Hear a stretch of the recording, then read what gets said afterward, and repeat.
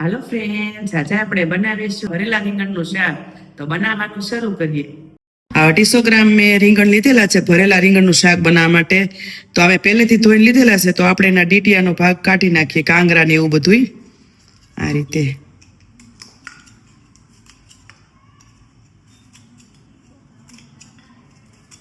આ રીતે બધા કાંગરા કાઢી નાખવાના છે અને એના 4 ભાગ કરી નાખવાના છે.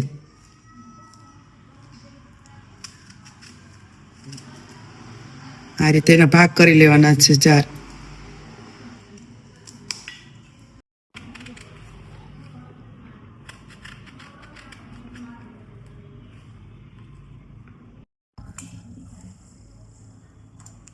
તો આપણે જે ભરેલા રીંગણનો મસાલો બનાવવાનો છે તેના માટે પેન મૂક્યું છે ગેસ ઉપર. એમાં એટલા સિંગદાણા લીધા છે, 2 ચમચી જેટલા તલ લીધા છે, આખી ધાણી થોડીક એડ કરી દઈશું, અડધી ચમચી વરિયાળી એડ કરી દઈશું, થોડીક લસણની કળી એડ કરી દઈશું, 1 ચમચી જીરું એડ કરી દઈશું, થોડુંક સૂકું ટોપરું એડ કરી દઈશું, 4-5 મરી એડ કરી દઈશું, સૂકું મરચું થોડુંક એડ કરી દઈશું, કસૂરી મેથી એડ કરી દઈશું. આ બધાને થોડું ઘણું શેકી દેવાનું છે, બધું ધીમા આંચે. થોડું ઘણું શેકાઈ જાય પછી આજે આપણે ગ્રાઇન્ડ કરવાનો છે આ બધો મસાલો. આ રીતે બધો થોડો ઘણો શેકી લેવાનો છે, કાચું પાકું જેવું તેવું શેકી લેવાનું છે. આ મસાલો બધો આપણે શેકાઈ ગયો છે, નવ શેકો બધો, એટલે હવે આપણે ગેસ બંધ કરીને આને ઠરવા દઈશું. હવે આપણે સાઈડ પર એક બાઉલમાં લઈ લઈશું આને. તો આ બધો મસાલો આપણો ઠરી ગયો છે, તો આપણે એક બાઉલમાં નાખીને મિક્સર જારમાં પીસી લેવાનો છે. આ બધો કચરો પાવડર બનાવવાનો છે આને. તો આપણે જોઈ લઈએ કે આપણો મસાલો તૈયાર થઈ ગયો છે. આપણે એક બાઉલમાં લઈ લઈએ બધો મસાલો.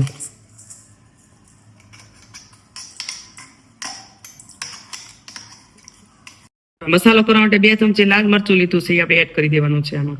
તો આપણે 1 ચમચી ધાણા જીરું લીધું છે, તો ધાણા જીરું આપણે એડ કરી દઈશું. સ્વાદ પ્રમાણે મીઠું, અડધી ચમચી હળદર પાવડર, ચપટી ગરમ મસાલો, થોડા લીલા ધાણા, અડધા લીંબુનો રસ, થોડુંક આપણે તેલ એડ કરી દઈશું આમાં. હવે બધો મસાલો આપણે એક સરખો મિક્સ કરી લઈશું.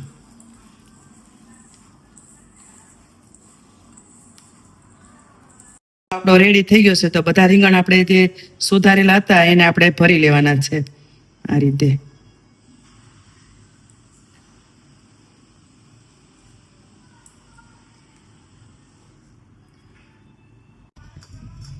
આ રીતે આપણે બધા રીંગણને ભરી લેવાના છે. આ રીતે તમે શાક બનાવશો તો વારે વારે બનાવશો. મારી સ્ટાઇલ પ્રમાણે જરૂર ને જરૂર બનાવજો. આ આપણે ઢાબા સ્ટાઇલ બનાવી છે શાક.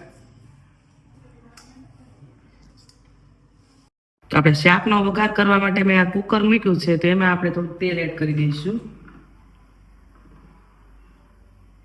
3-4 ચમચા જેટલું નાખ્યું છે આમાં આપણે. તેલ ગરમ થાય એટલે આપણે થોડું જીરું નાખી દઈશું. જીરુંને આપણે ચટકવા દઈશું. અને જીરું આપણું ચટકી ગયું છે, તો થોડીક આપણે હિંગ નાખી દઈશું. હિંગ આપણે એડ કરીને પછી આપણે થોડીક ડુંગળી એડ કરવાની છે આમાં.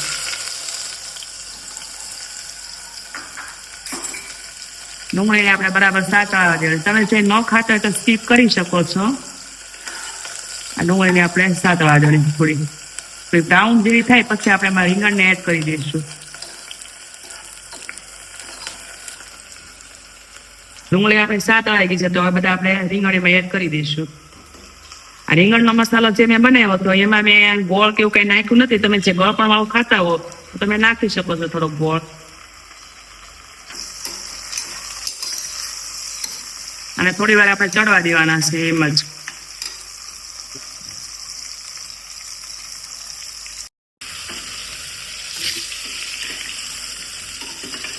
થોડી વારે આપણે આ રીતે ફેરવતું જવાનું. થોડાક રીંગણા આપણા સાતળાય જાય પછી આપણે એમાં ગરમ પાણી એડ કરવાનું છે.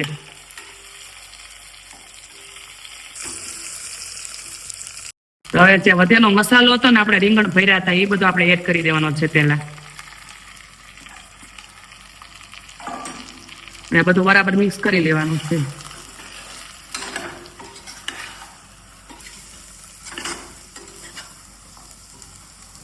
થોડી વાર ચડવા દેવાનું છે.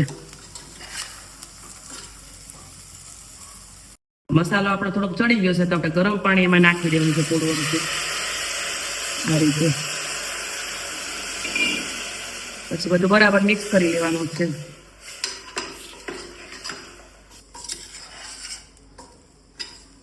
તો બધો મસાલો મિક્સ થઈ ગયો છે. તો હવે આપણે અંદર કુકર બંધ કરીને 2 સીટી કરવાની છે. તો હવે આપણે કુકર બંધ કરીને 2 સીટી થવા દઈશું. આપણો ફાસ્ટ ગેસ રાખીશું અને હવે આપણે કુકર ખોલીને જોઈ લઈએ તો આપણું રીંગણનું શાક રેડી છે. અત્યારે તો રીંગણની સિઝન ચાલે છે, તો રીંગણનું શાક બધા જરૂર બનાવજો. તે પ્રોગ્રામ તો બધે વારે વારે થતા જ હોય છે. આ રીતે બનાવશો તો તમારું શાક બહુ સરસ બનવાનું છે, તમે જોઈ શકો છો. તો હવે આપણે આની ઉપર ધાણા નાખી દેવાના છે લીલા, આ રીતે.